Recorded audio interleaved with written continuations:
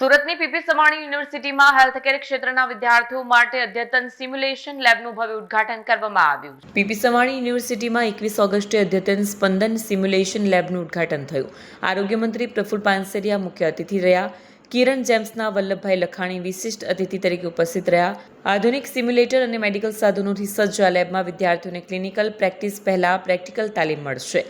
Nursing, physiotherapy, homeopathy અને આયુર્વેદિક વિદ્યાર્થીઓ ઉપરાંત હોસ્પિટલ સ્ટાફને પણ CPR, BLS, injection, IV line સહિતની તાલીમ અપાશે। આરોગ્ય મંત્રીએ આ પહેલને કુશળ હેલ્થકેર માનવબળ તૈયાર કરવા માટે મહત્વપૂર્ણ ગણાવી હતી। બ્યુરો રિપોર્ટ, સત્ય TV ન્યૂઝ, સુરત। जी सर, આજના કાર્યક્રમ પીપી સવાણી યુનિવર્સિટી દ્વારા દુનિયા સાથે કદમ મિલાવતા આર્ટિફિશિયલ ઇન્ટેલિજન્સ સાથે વિદ્યાર્થીઓને એક આધુનિકતા સાથે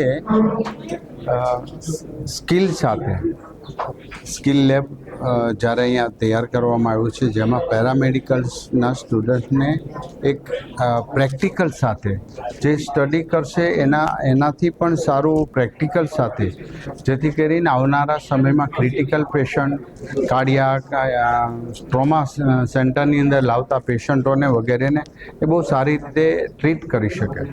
આ પહેલને હું ખૂબ ખૂબ અભિનંદન આપું છું। આવનારા સમયમાં દરેક મેડિકલ ક્ષેત્ર સાથે સંકળાયેલા નર્સિંગ અને હોમિયોપેથિક, આયુર્વેદ અને MBBS બધા જ માટે આ ખૂબ અગત્યનું છે અને આ સ્ટુડન્ટ્સના સ્કિલ દ્વારા ભવિષ્યની અંદર પણ જે માનો કે નર્સિંગ કર્યું હોય તો પણ એમના critical nursing courses, cardiac courses આ ખૂબ જરૂરી છે અને ડૉક્ટરની સાથે પેરામેડિકલ સ્ટાફ પણ એટલો જ બ્રિલિયન્ટ હોય અને હોશિયારી એ બહુ જરૂરી છે, જેથી કરીને આપણે પેશન્ટની જિંદગી બચાવી શકીએ।